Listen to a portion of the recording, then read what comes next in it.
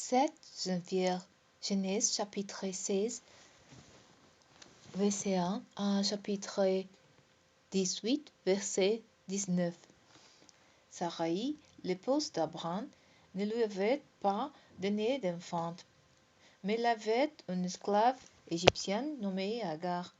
Elle dit à Abraham, « Tu vois que l'Éternel m'a empêché d'avoir des enfants. Va donc vers ma servante.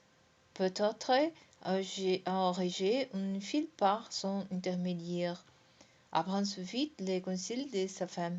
Sarai, femme d'Abraham, prit donc sa servante Agar et la donna pour femme à Abraham, son mari.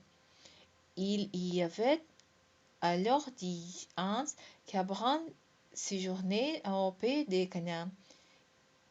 Il s'unit à Agar et elle devint enceinte. Quand elle vit qu'elle attendait un enfant, elle se mit à mépriser sa maîtresse. Alors Sarai dit à Abraham, « C'est toi qui es responsable de l'injure qui m'est faite. J'ai poussé ma servante dans tes barres, et depuis qu'elle s'est vue enceinte, elle me méprise. Que l'Éternel soit juge entre nous. » Abraham lui répondit, « Ta servante est en ton pouvoir. Agis envers elle comme bon te semblera. » Alors Sarai la traita si durement que celle-ci s'en fut. L'ange de l'Éternel la rencontra près d'une source d'eau dans le désert, celle qui se trouve sur les chemins des Sours.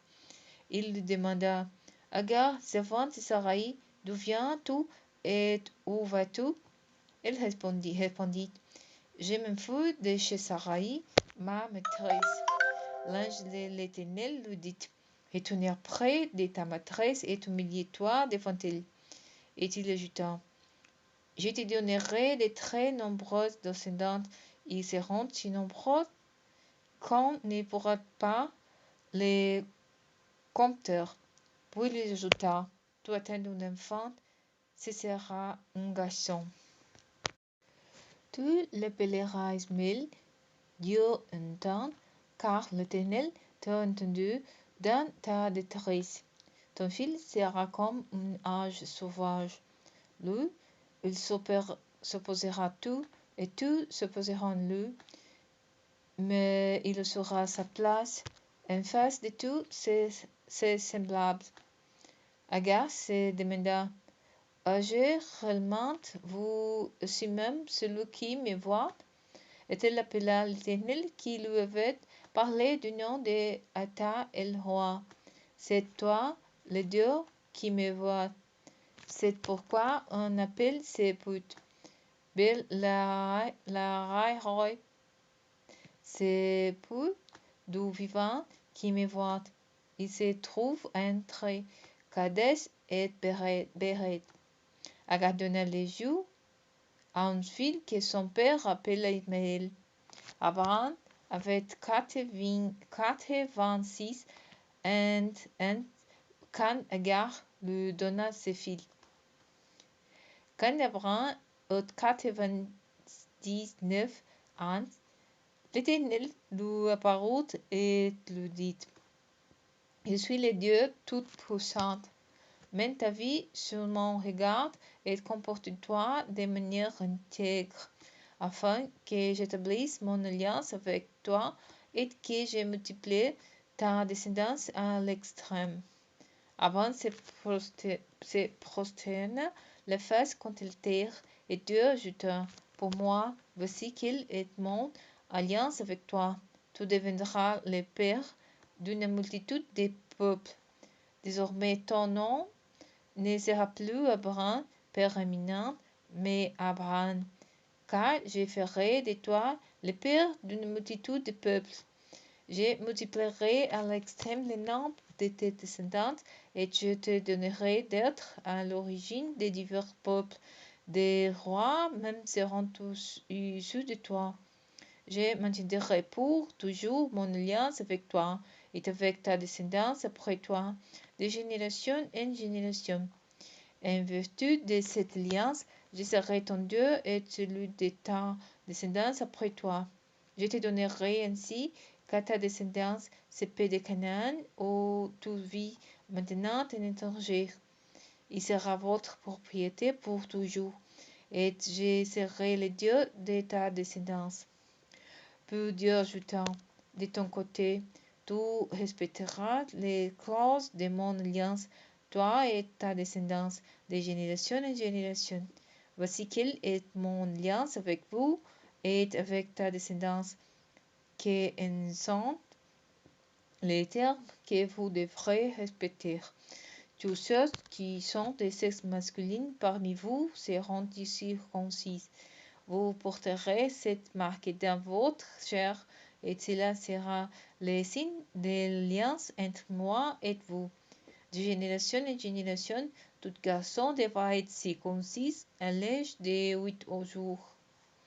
Cela s'applique aussi à tout garçon né dans ta maison et aux étrangers qui auront été achetés comme esclaves et qui ne sont pas de ta descendance.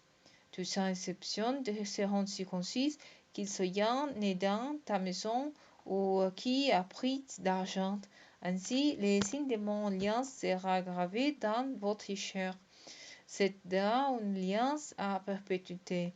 Celui qui n'aura pas été circoncis sera retranché de son peuple parce qu'il n'aura pas respecté les clauses de mon alliance.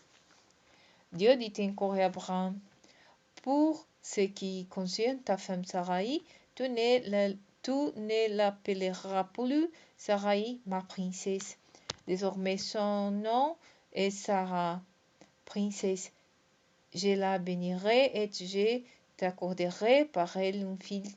Et je la bénirai et elle deviendra l'ancêtre de plusieurs peuples. Des rois de divers peuples sortiront d'elle. Alors Abraham se prosterna de nouveau la face contre terre, et il se mit à rire en se disant intérieurement, et quoi, un homme centenaire peut-il encore avoir un enfant? Et sera une femme de 90 ans, peut-elle donner naissance à un enfant? Et il dit à Dieu, tout ce que je demande, c'est qu'Ismaël vive et que tu prennes soin de lui. Dieu reprit, mais non, c'est Sarah, ta femme, qui te donnera un fils. Tu l'appelleras Isaac, Israël, et j'établirai mon alliance avec lui pour toujours et avec sa descendance après lui. En ce qui concerne Ismaël, j'ai entendu ta prière en sa faveur. Oui, je le bénirai. Je lui donnerai de nombreuses descendances. Je les multiplierai à l'extrême. 12 princesses seront au-dessus de lui, et je ferai de lui l'ancêtre d'un grand peuple. Mais mon alliance, c'est avec Isaac que je l'établirai. Les filles que Sarah te donnera l'année prochaine à cette époque. Après avoir achevé de parler avec Abraham, Dieu se leva au-dessus de lui. Ce même jour, Abraham circoncit Ismaël son fils, ainsi que tous les jeunes nés dans sa maison et tous les esclaves qu'il avait achetés. Tous les gens des sexes masculins qui appartenaient à la maison d'Abraham furent circoncis comme Dieu le lui avait ordonné. Abraham avait 99 ans quand il fut circoncis et Ismaël son fils en avait 13. Abraham et son fils Ismaël furent circoncis le même jour, en même temps que tous les hommes de sa maison nés chez lui et les étrangers à qui a pris d'argent. L'Éternel apparut à Abraham près des chênes de Mamré. Abraham était assis à l'entrée de sa tente. C'était l'heure de la forte chaleur. Il regarda et aperçut soudain 3 mômes qui se tenaient à quelque distance de lui. Dès qu'il les vit, Il courut à leur rencontrer depuis l'entrée de sa tente et se prosterna jusqu'à terre. Mes seigneurs, leur dit-il, faites-moi la faveur de ne pas passer près de chez votre serviteur sans vous arrêter. Permettez-moi de leur chercher un peu d'eau pour que vous levez le pied, pour vous reposerez là sous cet arbre. Je vous apporterai un morceau de pain et vous répandrez des forces avant de poursuivre votre chemin, puisque vous êtes passé si près de chez votre serviteur. Ils répondirent, très bien, fais comme tu as dit. Abraham se dépêcha d'entrer dans sa tente et de dire à Sarah, pétris vite 3 messieurs de fleurs de farine et faisaient des galettes.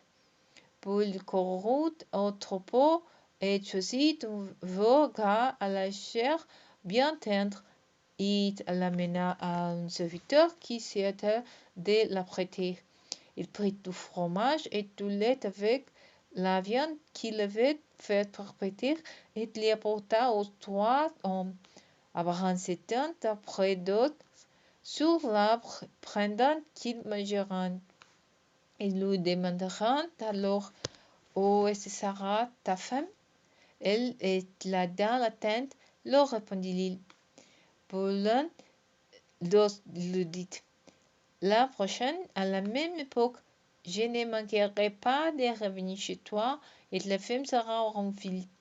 Derrière lui, à l'entrée de la tente, Sarah entendit ces paroles. Oh, Abraham et Sarah étaient tous deux très âgés et Sarah avait dépassé l'âge de voir des enfants. Alors la Sarah rit en elle-même en se disant, maintenant vieille comme je suis, aurais-je encore du plaisir? Mon mari aussi est un vieillard. Alors l'Éternel dit à Abraham, pourquoi donc Sarah a-t-elle ri en se disant, peut-il être vrai que j'aurai un enfant âgé comme je suis? A-t-il quoi que ce soit de trop extraordinaire pour l'Éternel l'an prochain à l'époque où je repasserai chez toi, Sarah aura un fils. Saisie de crainte, Sarah me dit, je n'ai pas ri, dit-elle. Si, tu es belle et bien ri, répliqua l'Éternel. Puis ces hommes se remirent en route en prenant la direction de Sodome. Abraham les accompagna pour prendre congé d'eux. L'Éternel se dit alors, que je ferai à Abraham ce que je vais faire. Il deviendra l'ancêtre d'un peuple grand et puissant et une source de bénédiction pour tous les peuples de la terre. Car je l'ai choisi pour qu'il prescrive à ses descendants et à tous les siens après lui de faire des volontés de l'Éternel en faisant ce qui est juste et droit. Ainsi accomplirait les promesses que je lui ai faites.